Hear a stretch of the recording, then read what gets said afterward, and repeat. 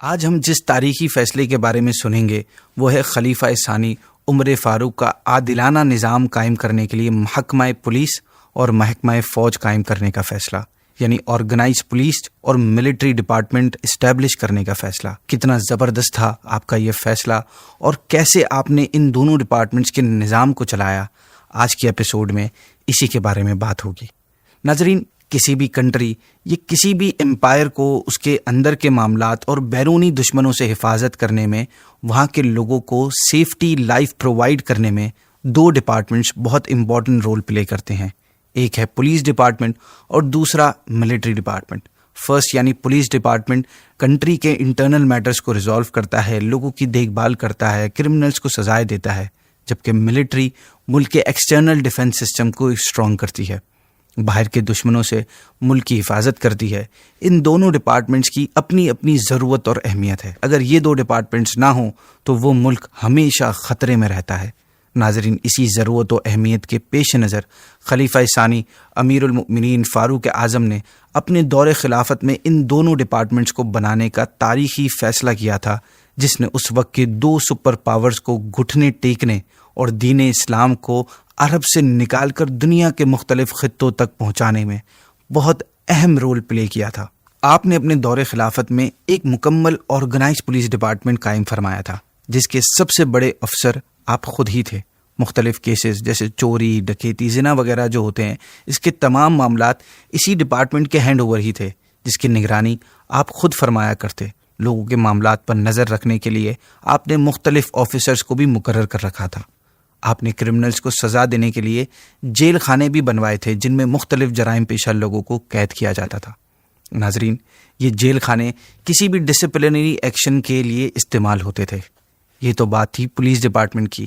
اب آپ کے بنائے گئے ملٹری ڈپارٹمنٹ کی بات کرتے ہیں، جو کہ بڑا ہی ایک شاندار نظام تھا۔ آپ کے دور خلافت سے پہلے جو بڑی بڑی عظیم سلطنتیں گزر چکی تھیں، ان میں بھی ملٹری ڈپارٹمنٹس موجود تھے، لیکن وہ ایک نان آرگنائز اور ملٹری رولز کے اگینسٹ تھے، جبکہ آپ نے جو ڈپارٹمنٹ بنایا تھا وہ قرآن و سنت کے عین مطابق ہونے کے ساتھ ساتھ اخلاقی اور شرعی تقاضوں کے بھی مطابق تھا۔ آپ نے بذات خود اس کے ہر معاملے میں شامل ہو کر اس کو آرگنائز وے میں بنایا تھا۔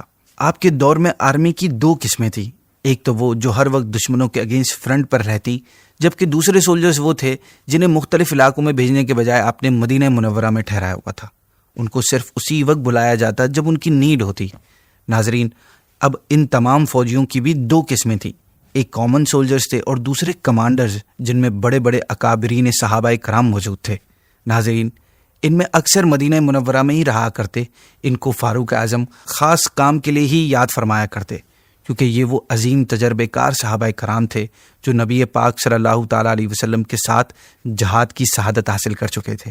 انہوں نے نبی پاک کی ذات مبارکہ سے بلا واسطہ فیض حاصل کیا تھا۔ یہ وہ حضرات تھے جو نظام کو قائم فرمانے والے تھے، جبکہ دیگر فوجی نظام کو قائم کرنے کے لیے راہیں ہموار کرنے والے تھے۔ ناظرین، آپ کے دور میں سولجرز کی ڈیٹیلز کے حوالے سے بھی ایک رجسٹر بنایا گیا تھا۔ حضرت ابو ہریرہ رضی اللہ تعالیٰ عنہ جب بحرین سے کثیر مال و غنیمت لے کر حاضر ہوئے تھے تو فاروق اعظم نے اس وقت مشاورت کے بعد ایک رجسٹر بنانے کا حکم دیا تھا۔ اس رجسٹر میں تمام فوجی اور دیگر لوگوں کا ریکارڈ تفصیل کے ساتھ لکھا جاتا تھا۔ آپ کے دور میں مفتوحہ علاقے جو فتح ہو گئے، ان میں فوج کا ایک مخصوص حصہ بنایا گیا تھا جو وہاں کے انتظامات سنبھالتا تھا۔ آپ نے تمام مفتوحہ علاقوں کے شہروں میں ملٹری کینٹس بھی بنوائے تھے۔ جن علاقوں میں آپ نے ملٹری کینٹس یعنی فوجیوں کی جو چھاونیاں بنوائی تھیں، ان میں فوجیوں کے لیے رہائش کا بھی انتظام فرمایا تھا، جنہیں آج کل کے دور میں بیرکس کہا جاتا ہے۔ فوجیوں کے گھوڑوں کے لیے آپ نے ایسے اسٹیبلز بنوائے تھے جن میں ہر وقت کم از کم 4000 گھوڑے ساز و سامان اور پوری تیاری کے ساتھ ہر وقت ریڈی رہتے تھے۔ ناظرین، ایسی تیاری کا مقصد دراصل یہ تھا کہ اگر اچانک کہیں سے اٹیک ہو جائے یا ڈیفنس کی ضرورت پیش آئے تو معمولی وقت میں 36,000 سے زیادہ سولجرز اپنے گھوڑوں کے ساتھ دشمنوں کے مقابلے کے لیے فوراً نکل پڑے۔ آپ رضی اللہ عنہ بخوبی جانتے تھے کہ لڑائی صرف ہتھیاروں سے نہیں جیتی جاتی، بلکہ فتح کے لیے اسپیسیفک کامبیٹ ٹیکٹکس کو بھی اختیار کرنا پڑتا ہے، اور ان کا دار و مدار زیادہ تر فوج کے کمانڈر پر ہوتا ہے۔ اگر فوج کا کمانڈر جنگی چالوں جنگی ٹیکٹکس کا ماہر ہوگا تو وہ تھوڑی سی فوج کے ساتھ بھی ایک بڑی فوج سے بہتر طریقے سے فائٹ کر سکتا ہے۔ اسی وجہ سے آپ صرف انہی اصحاب کو سپاہی سالار بنایا کرتے جو اس حوالے سے مہارت رکھتے تھے۔ آپ اس بات سے بخوبی واقف تھے کہ جب ایک شخص ہر وقت دشمنوں کے خلاف اسلام کو بچانے میں مصروف رہے گا تو وہ اپنی ضرورتوں کو کیسے پورا کرے گا۔ یہی وجہ ہے کہ آپ کی طرف سے فوجیوں کے کاروبار وغیرہ کرنے کی بالکل اجازت نہیں تھی۔ ضروریات کو پورا کرنے کے لیے آپ نے فوجیوں کی سیلریز مقرر فرمائی تھیں اور ان کے فیملی کے اخراجات کے لیے الگ سے الاؤنس مقرر کیے گئے تھے۔ ناظرین، یہ تمام تنخواہیں گریڈ کے مطابق تھیں۔ اسلامی فوجوں کے لیے تنخواہوں کے علاوہ دیگر ضروریات کا سامان بھی پرووائڈ کیا جاتا۔ اگر کوئی سپاہی ایسا ہوتا جس کی سیلری کم ہوتی یا اس کا گریڈ کم ہوتا تو اس کو حکومت کی طرف سے ایک گھوڑا دے دیا جاتا۔ خاص اس غرض سے دارالخلافہ میں 4000 گھوڑے ہر وقت موجود رہتے۔ اسلامی لشکر کی عمومی تنخواہوں کے علاوہ ان کی تنخواہوں کو وقتاً فوقتاً ان میں اضافہ بھی کیا جاتا رہتا۔ ناظرین، دراصل فوجیوں کی تنخواہیں جو تھیں اس وقت اس کی بنیاد مال غنیمت تھا۔ جب مال غنیمت میں اضافہ ہوتا تو فوجیوں کی تنخواہ میں بھی اضافہ ہو جاتا۔ آپ کے دور میں ایک مرتبہ اتنا مال غنیمت آیا کہ اس میں سے ہر سوار کو 9,000 درہم ملے اور اس کے ساتھ ساتھ 9 جانور بھی ملے۔ سیلریز کے علاوہ اگر کسی سولجر میں کوئی ایکسٹرا ایبلٹی ہوتی تو اسے الگ سے انعام و اکرام سے بھی نوازا جاتا۔ لیکن آپ کی نظر اس بات پر بھی تھی کہ کہیں مال کی زیادتی ان فوجیوں کو غافل نہ کر دے، لہٰذا آپ کثرت مال کے فتنے سے حفاظت کے لیے ان فوجیوں کی تربیت بھی فرمایا کرتے۔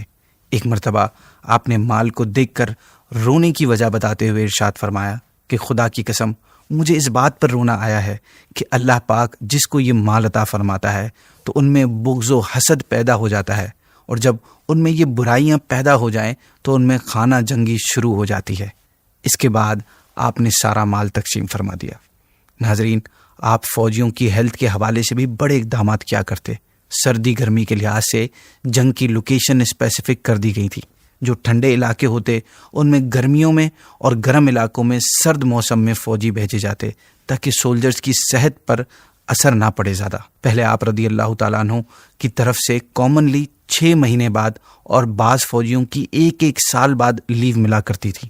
ایک مرتبہ ایک سولجر کی بیوی اپنے شوہر کے غم میں رات کے وقت اشعار پڑھ رہی تھی جسے آپ رضی اللہ تعالیٰ عنہ نے سن لیا۔ وجہ یہ معلوم ہوئی کہ وہ اپنے شوہر سے دور ہے۔ اس کے بعد آپ نے یہ آرڈر جاری فرما دیا کہ کوئی بھی فوجی 4 مہینے سے زیادہ گھر سے دور نہ رہے۔ ناظرین، فاروق اعظم کے ان فیصلوں سے مسلمانوں کو بہت طاقت ملی۔ دشمنوں کے دل میں مسلمانوں کا خوف بیٹھ گیا۔ اسلامی سرحدوں کو بڑھانا مسلمانوں کے لیے آسان ہو گیا۔